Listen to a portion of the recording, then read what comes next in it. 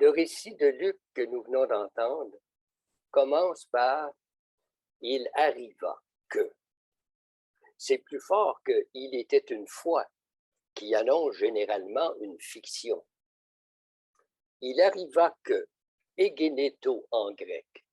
Ce verbe est un favori, presque un tic littéraire de Luc, 40 fois dans son évangile de 24 chapitres. Vous vous rappelez comment, dans son prologue, Luc écrit s'être soigneusement informé de tout, avoir fait ses recherches, comme on dit aujourd'hui, au sujet des événements concernant Jésus. Événement est ici une traduction de pragmatone en grec, comme dans pragmatique. Luc était médecin. Il avait le sens de la matière, de la chair. Luc, c'est un auteur qui a le sens du concret, du réel, de ce qui est arrivé et qui a été transmis par des témoins oculaires. Ceci dit, les 2 premiers chapitres de son évangile sont clairement de pure composition littéraire de Luc. Il les a rédigés pour transmettre sous une forme narrative une théologie très élaborée. C'est avec le chapitre 3, où se situe notre texte ce matin, que Luc nous fait entrer dans le temps de l'histoire, le temps de ce qui est arrivé. Egeneto, il arriva que. Le chapitre 3 commence par la mention de l'empereur romain Tibère, de Ponce Pilate, Hérode, Philippe, Lysanias, Anne, Caïphe. Et dans le texte retenu pour notre méditation ce matin, il nous met en présence d'un véritable événement, un événement qui est accessible à tout historien consciencieux. Aux yeux de l'historien, en effet, le premier fait inéluctable concernant la personne de Jésus est sa rencontre avec Jean le baptiseur. C'est là le véritable début de Jésus de Nazareth, jusque-là un modeste artisan d'une bourgade autrement inconnue. La plongée rituelle dans la rivière Jourdain a instauré une rupture dans la vie de ce charpentier de village. Un début, un départ, on pourrait dire une véritable naissance. D'ailleurs, egeneto est aussi le verbe grec pour dire une naissance. Le baptême de Jésus, c'est le moment de sa nouvelle naissance, à laquelle, selon Jean, il fera allusion en disant à Nicodème, « Personne, à moins de naître d'eau et d'esprit, ne peut entrer dans le royaume de Dieu. »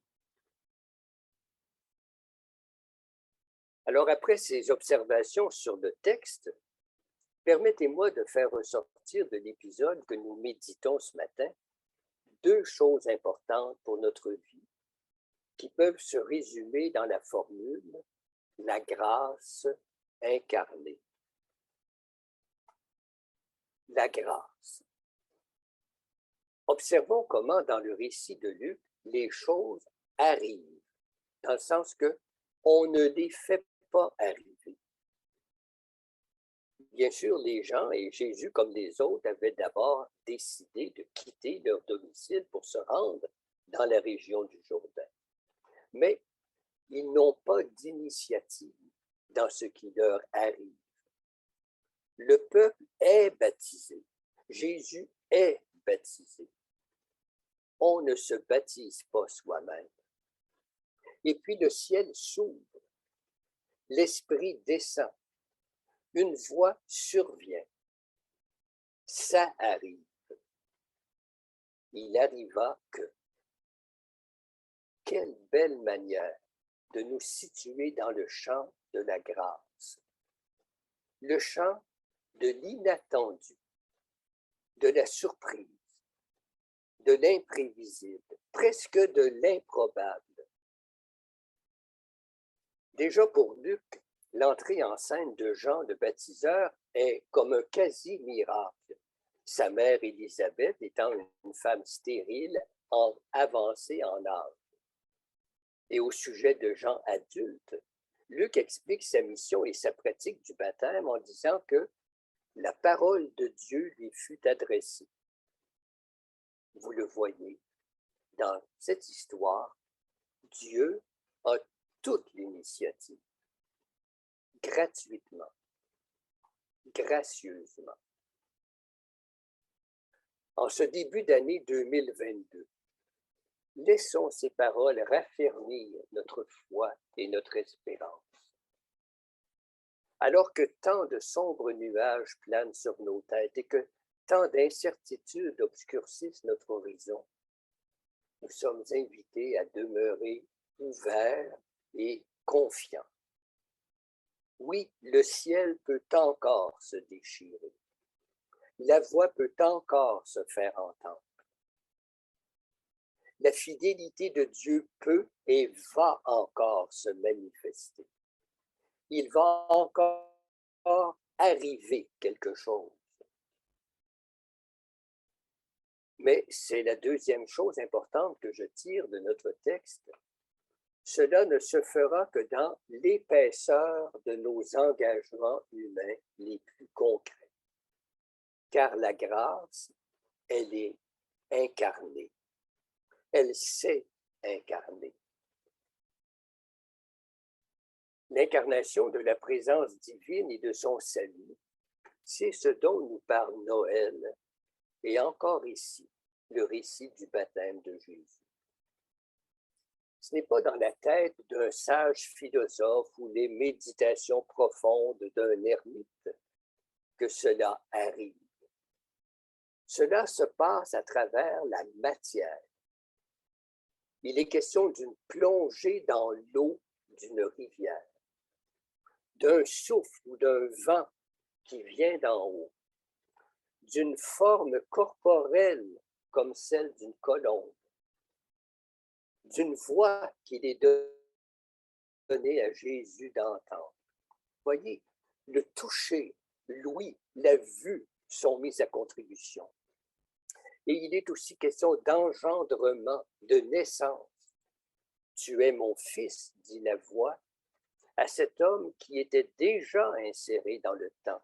Luc précise qu'il a environ 30 ans. Et il était inséré dans une lignée généalogique, fils de Joseph, d'Élie, de Mattat, etc. Alors, n'est-ce pas dans ce que nous vivons à même notre chair que Dieu est venu et vient toujours nous rencontrer? Nous sommes issus de la rencontre des corps de nos ancêtres. Et notre sexualité, qui est l'énergie de nos rencontres intimes, est un lieu de grâce. Notre corps est, Paul vient de nous le rappeler, le temple du Saint-Esprit. Et notre sœur l'eau, comme l'appelait François d'Assise, rend concrète pour nous la grâce du Créateur quand elle préside à notre gestation dans le sein maternel et est présente tout de suite après notre naissance. Et chaque fois qu'elle nous lave, nous purifie, nous désaltère et nous rafraîchit. Voyez, le temps de Noël nous arrache à la tentation d'une foi désincarnée et même méfiante à l'endroit de notre corps. Le temps de Noël nous rappelle le caractère sacré de la matière, vivante comme de la matière inerte. La spiritualité des Premières Nations n'a jamais perdu cela de vue. Mais nous avons à le redécouvrir. Depuis le siècle des Lumières, la culture occidentale s'est articulée autour de la raison, de la pensée, s'affranchissant de plus en plus de la dépendance de nos conditions naturelles. Et en réaction contre un catholicisme qui s'était dégradé en dévotion et superstition entourant les reliques, les lieux de pèlerinage, les offrandes de cierges, les nuages d'encens, la multiplication des statues, la tradition protestante a non pas emprisonné, mais concentré sa foi dans l'immatériel, la musique et l'enseignement de la parole. Je suis encore glacé quand je me rappelle le rigorisme calviniste des pays nordiques qui suintent dans de grands films comme Fanny et Alexandre ou Le festin de Babette. Le temps de Noël qui s'achève, temps de l'incarnation, nous réconcilie avec l'unité de notre être et l'unité avec l'environnement physique si mal en point aujourd'hui. Laissons-nous renaître.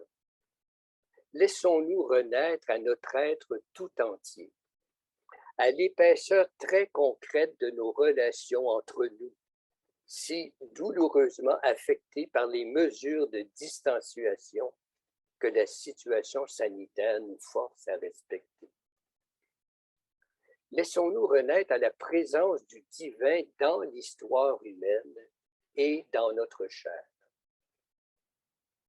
Restons fidèles au message de Jésus, dont on a dit « Seul Dieu pouvait être aussi humain ». Restons fidèles à sa pratique, lui qui aimait toucher les gens, prendre les enfants dans ses bras, manger et boire, au point d'être accusé par certains, écrit Luc, d'être un glouton et un ivrogne.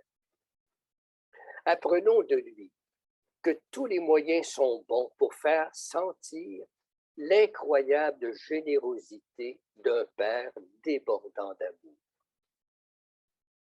Apprenons de lui à glorifier Dieu par notre corps, nous aussi.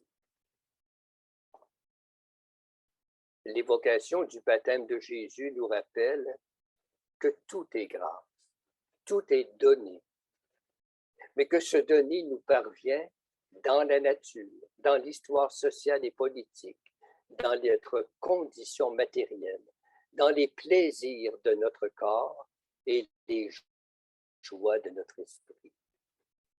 Quelle bonne nouvelle! Amen.